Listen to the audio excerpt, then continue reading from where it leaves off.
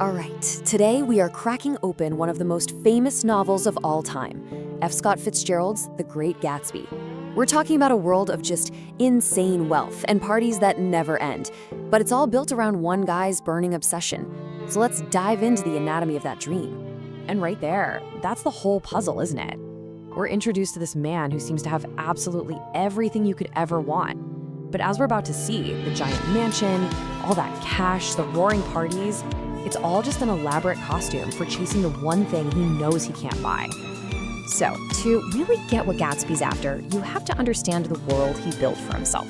Let's start with his impossible dream. Okay, so picture this. We're dropped right into America in the 1920s. This era is just buzzing with this explosive energy, right? New money is popping up overnight, the old social rules are getting thrown out the window, and the parties feel like they're never going to stop. And in this world, where you live is everything. The whole story takes place in these two little towns on Long Island. You've got West Egg, which is home to the flashy self-made millionaires, the new money. And then, right across the bay, you have East Egg. That's where the old money aristocrats live, the ones who inherited their fortunes. And that little bit of water between them, it's like an invisible wall that's at the very center of our story. So, smack in the middle of all this new money in West Egg, we meet our guy, Jay Gatsby. He's a local legend, seriously, famous for throwing the most ridiculously amazing parties every single weekend. Hundreds of people show up, but here's the thing. Almost no one actually knows him. He's like a ghost at his own feast. You know, from his own lawn, Gatsby is often just seen staring out across the water. And what's he looking at? A single green light, shining from the end of a dock in East Egg. That tiny light becomes the symbol for his entire life's mission, his personal holy grail, a woman named Daisy Buchanan. So, who is this Daisy, and why this, all-consuming obsession? Well, it turns out Gatsby isn't just chasing a person, he's literally trying to grab a piece of the past and bring it back to life. See, their history is the key to this whole thing. Years before, Gatsby was just a poor soldier who fell completely in love with Daisy, who was this beautiful, wealthy socialite. But then he had to go off to war, and while he was gone, Daisy, looking for security, married the ridiculously rich and powerful Tom Buchanan. For Gatsby, that was a wound that just never, ever healed. And this is the absolute kicker. Everything he has, the mansion, the money, this whole over-the-top lifestyle, it's not for him.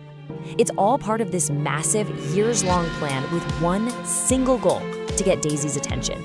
He's just hoping she'll wander into one of his parties one night so he can finally close that gap across the water.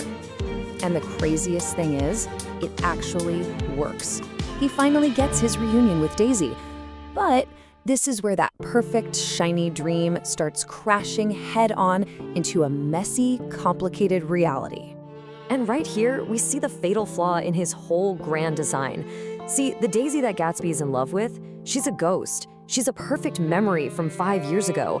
The real Daisy has changed. She's been shaped by her life of incredible comfort. She's charming, sure, but she's also indecisive, materialistic, and pretty much trapped in her own gilded cage. Which brings us to the biggest question in the whole book, right? Gatsby is absolutely convinced he can. He genuinely believes that all his money can literally turn back time and just erase the last 5 years. But can you really do that? Everything just boils over in this hot, stuffy hotel room. Gatsby finally confronts Daisy's husband, Tom, and he demands that Daisy tell Tom she never loved him. This is it.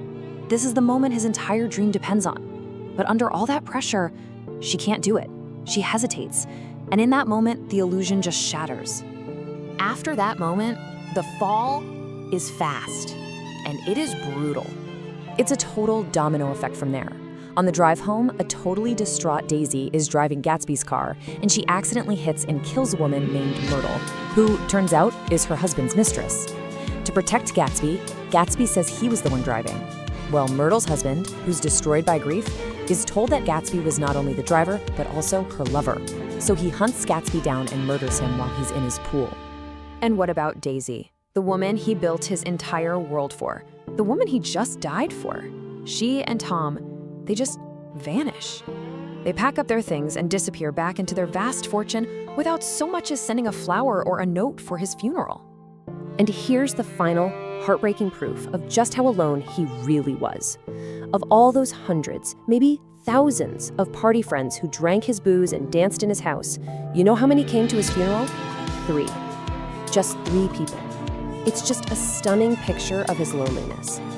So, after all that tragedy, what are we supposed to take away from it all? What is the real lesson of Gatsby? Well, the book really tears into some huge ideas. It takes a hard look at the American dream and shows its dark side. This idea that getting rich, no matter how you do it, doesn't actually buy you happiness or acceptance. It's a huge warning about the danger of living in the past, of loving an idea of someone more than the real, flawed person. And it just brutally exposes the realities of social class, where the old money folks can just carelessly destroy lives and then retreat back into their wealth without ever facing a single consequence. And isn't that why this story still feels so familiar? Gatsby's obsession with projecting this image of a perfect, effortless life. I mean, that hasn't gone away at all. It's just moved from throwing huge parties in a mansion to curating the perfect social media feed. I mean, it really all boils down to that age-old truth, doesn't it? The shimmering surface of things, whether we're talking about money, status, or a perfect Instagram profile, it often hides a reality that's a lot darker and a lot emptier. So I'll leave you with the question that's right there in the title. After all of this, what do you think? Was there something great about Gatsby's total, unwavering devotion to his dream? Or was he just a profoundly lost man, chasing a ghost until it finally pulled him under?